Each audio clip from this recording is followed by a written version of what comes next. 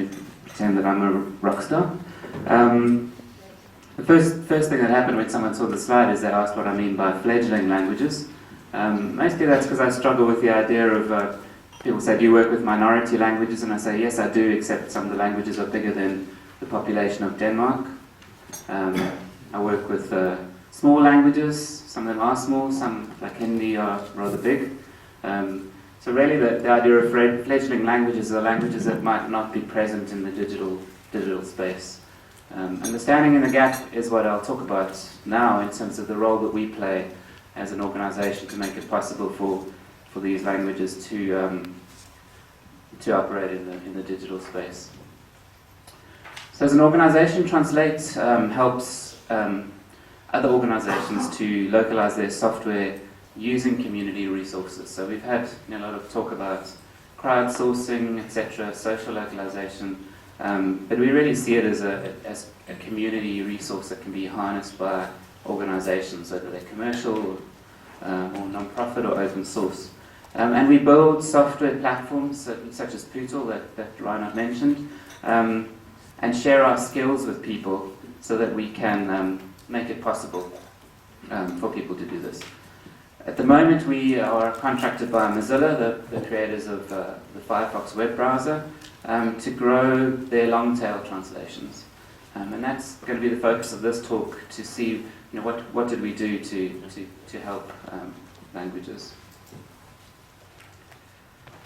So Firefox, the web browser, is a really interesting thing from our side, even if we're looking at it from a language activist point of view, because it's an amazing piece of software that people are aware of, that you can get onto people's desktops no matter what they use.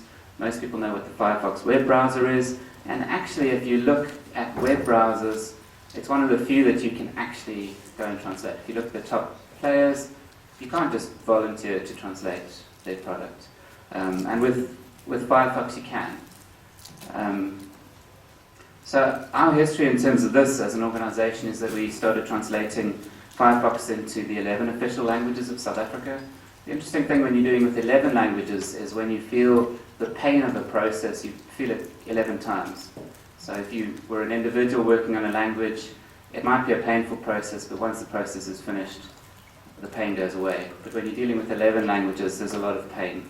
And then we worked with the African Network for Localisation, trying to work with other Africans to get translations of Firefox into their languages. And then through that process led to our engagement with Mozilla directly to say, would you help shepherd in and assist other African languages? And we've been really successful there, so much so that we're now helping shepherd in all of their new languages. And that's exciting for us. So these are some of the people who localize Firefox through the process that we're hosting. I'm going to focus on 7 lessons that we've learned through our engagement, which could be reapplied by other people wanting to do this. Firefox at the moment is available in 79 languages. If we add the ones that are currently in testing, that's another 14. 9 new ones that don't feature in testing yet are quite active on Pootle. The ones in the 79 and 14, some of them are hosted on Pootle. And then we have about 29 that are kind of various stages of someone was interested, dropped out, or we hope will come back later. But that number has been growing steadily over the time, the number of active languages.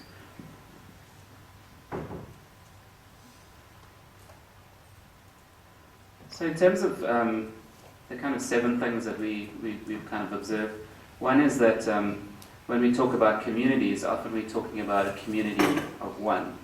So it's one person who has enough passion to translate their language. Now that could be one person who translates for Scots Gaelic, which has a native mother tongue speaking population of I think 50,000, or one person who cares enough to translate isiZulu, which has got 10 million native speakers. But the interesting thing for us, and in terms of building processes, is if you suddenly decide that in order to enhance and ensure quality, we need a process where we have a translation and an independent reviewer, and you've got one translator, you can't do that. So it's really important, we've seen, is to have very flexible processes that allow for the dynamics in terms that you're trying to introduce for quality, etc., to adapt to these situations. Because more often than not, it's an individual who approaches us and wants to translate. And to tell them, look, you need to get a community and then you can come translate, is a bit putting the cart before the horse. By them translating and delivering a product, it is easier for them to build a community that will go forward. So it's really important not to put those barriers in unintentionally. One thing we've learned is never to say no. So it's really easy if you get a language that comes in and you say, oh, it's only 10,000 speakers, so no, we can't translate that one. And if we took that attitude, we would lose some of our best contributors to the community. We have people who localize small languages who have recruited basically all the Mexican indigenous languages that we're hosting now have been recruited through someone who speaks a language of a few 100,000 speakers. So the important thing that we've observed there is, in order to say no, it's about building systems and processes that make it really easy to say yes. So looking at the costs that were involved in enabling a new language and saying, well, how do we reduce these to almost zero so that we can say yes to anyone. When we're working with translators, often we are in some ways their only point of human contact. So on the one side, we want to automate a lot of stuff so that it doesn't take a lot of time and effort to communicate individually with people. But at the other side of the equation, we're very aware that when we email someone individually, we almost always get a response. So if I send off an email that says the deadline is in 5 days, you've got to do X, Y, and Z, some people will respond, a lot of people won't. But if I email someone individually and say the deadline is in 5 days, almost always they will engage and start working on things. So it's really interesting for us to say, well, how do we in some ways automate that and still create that human touch? And it's amazing being able to encourage people who are probably not seeing any encouragement from their environment. They don't have a product necessarily to showcase to their community, but to encourage them and to carry on and to develop the product is quite exciting. And I think we're able to sustain the translation effort of a community by being the people that are really encouraging them. We've taken the effort to create quite clear targets for translators. In some ways, the changes in the way Mozilla develops Firefox have helped us quite a lot. They follow what they call their rapid release cycle, which essentially means they see a new product coming out every 6 weeks. So that's been helpful for us because although translators have deadlines, it's not that critical if they miss it. So if you missed a 6-week deadline, that same deadline will come back again in 6 weeks. So it might be frustrating, if you missed a deadline and you've stretched out to 12 weeks, but the deadline is quite consistent and reliable. So it's not as if if you miss this deadline, the next time you'll have an opportunity is in a year's time. So that's been really helpful for us. And I'm not sure how other projects or organizations would integrate that in, but it is really interesting to see how can you take that idea of rapid release and build it in, even if that means that the translations are released quite rapidly. We follow the Pareto principle, or the 80-20 rule, to try to break down the amount of work that needs to be done and separate out the most important strings from the least important. And a lot of people do that, but it helps us just to be able to communicate to translators. Well, if you're going to do anything, please do this first. And if you're going to worry about quality, please worry about quality in this area, because that will have the greatest impact. And then we're quite clear about communicating to them, at this stage we'll do this for you, please get to this stage and we'll do that. And that leaves us quite flexible. We have a language called Sakar, which is a minority language in the Russian Federation, in a province called Yakutsk, I think. And we've had someone there who translates really slowly but really consistently. So over a period of a year, they have taken Firefox from 0 to hero. And it's been quite clear that they can work slowly towards these goals, and at that stage we'll do something for them.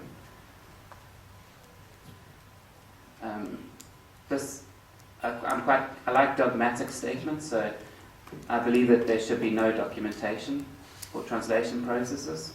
And of course everyone will say, no, that's not true, you have to have something to document.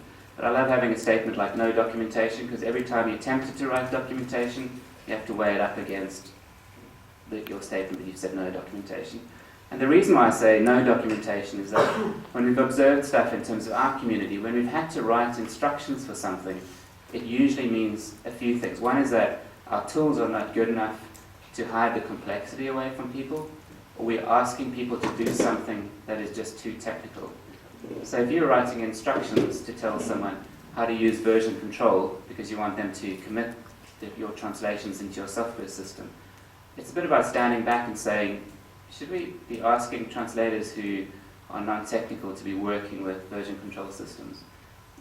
When Firefox was when it was dealing with less languages, most of the people were highly skilled language people and highly skilled computer people.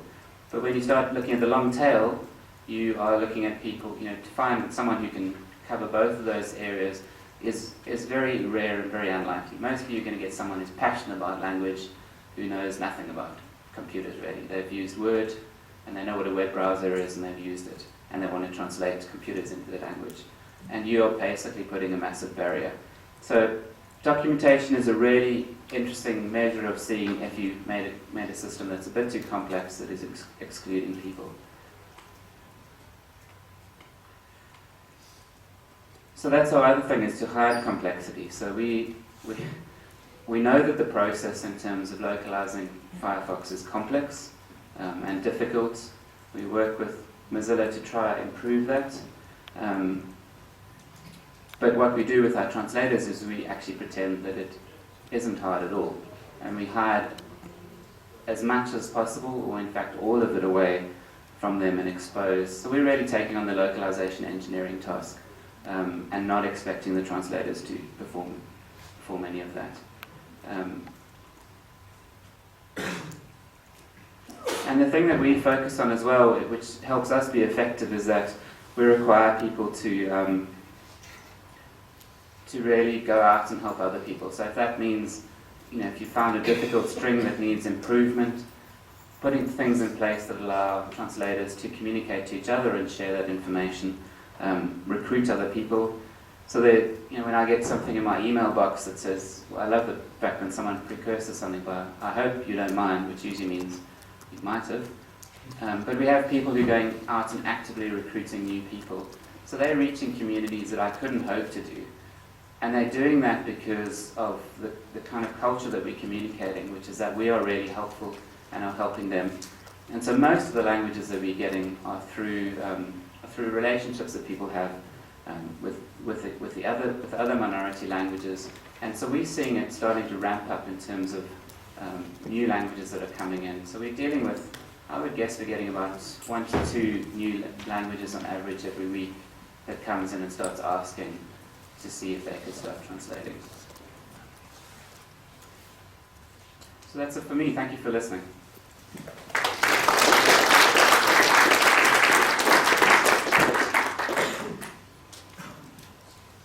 Thank you, Dwayne, for a very interesting talk and inspiring. And I think there are a number of great ideas about working together with people that are not in the mainstream at the moment, or in a different mainstream maybe. Are there any questions? Not that the microphone would work, but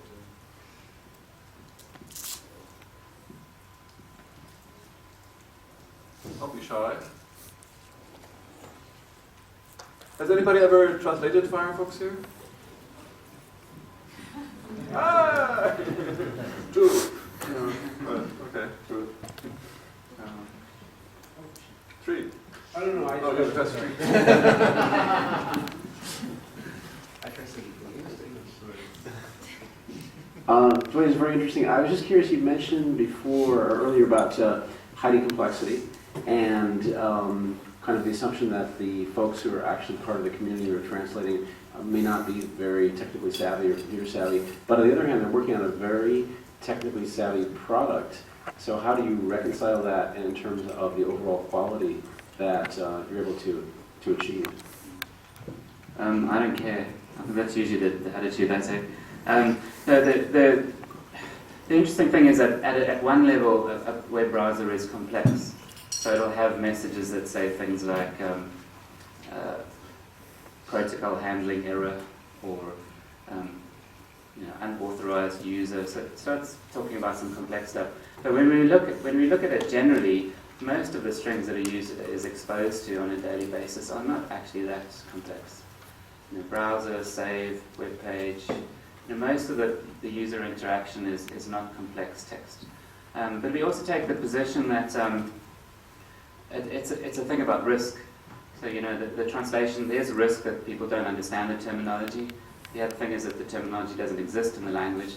But we're also looking at a situation that when that language is released, we're probably only looking at the first thing you're looking at tens, hundreds of users. So it's not likely to be a major disaster.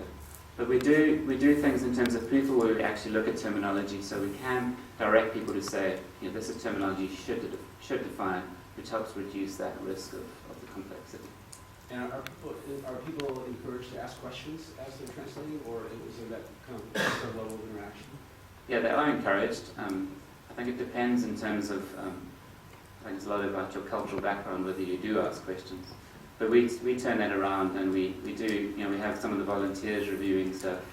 And sometimes even if you don't speak the language, you can pick up technical errors. And so you'll flag something and say, look, I noticed that you translated this variable, you shouldn't do that. Do you understand what variables are? Do you want to? So people have taken on their own initiative to start discussion to help, people will start things like how do I promote, or we'll be quite proud to announce within the community. So it's a much more accepting and loving community to say, look, I'm really excited, I'm doing this launch in, so the guy did Fuller, I can't remember where he launched it, but he was doing a launch at some community centre and was sharing photographs. And so there's a lot of people helping each other, the more experienced people looking for common areas and helping other teams. Okay.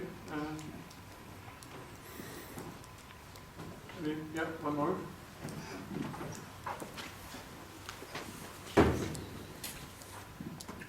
I'm just wondering, what are your channels for engaging, I suppose, the more long-tail languages? So, how do you recruit these translators, the volunteers? So on the one level, the people that come directly to Mozilla Firefox and say, I want to translate it, we're not actively pursuing that, but Mozilla channels them to us to help. So that's the one way they're coming in. I mean, I personally have an advantage that I've been working in this space for 10 years, so I meet a lot of people. So some of that has just been exploiting those kind of connections and saying, well, I talked at a conference in India, so let me pursue these people and we can look at Indic languages. And then, but actually in the last few months, very few have come from my effort. It has been the effort of other people, and it's really about when they've seen opportunities. So I think sometimes it's minority languages that seem to connect to each other even though they're not related and talk about it. Or someone happens to read something about what our organisation did in South Africa and decide they want to do it in Mexico. So we have a vague strategy sometimes, it seems, but when we follow that strategy, all the people come through other routes. So we try stuff and try connect with people, and then we're surprised where the people come from. So. I'm presuming then you have you have a tribe of people that are passionate about their language built up that are interested in Firefox. But then if another client came to you that wasn't Firefox, like any other software provider who wants to get their product translated, you now have this tribe of people in all those other languages that you originally got from Firefox. You can pass them on in that way. Are you allowed to do that? Yeah. But I think some of it is so a lot of the people we work with are I hate telling it to Mozilla, but they love Firefox because they can translate it, not because they just love Firefox. So they often are translated. They'll start translating other things like LibreOffice. So it is possible to tap into that, but I think we're quite careful about how we engage with that because it's you need people who are passionate about your product to be translating your product. So if someone came to me and said, "I've got this great piece of accounting software," I don't want to say accounting software is boring, but you need people who understand, who actually want that for a reason, not just because it can be translated. All right, well, thank you very much, Dwayne.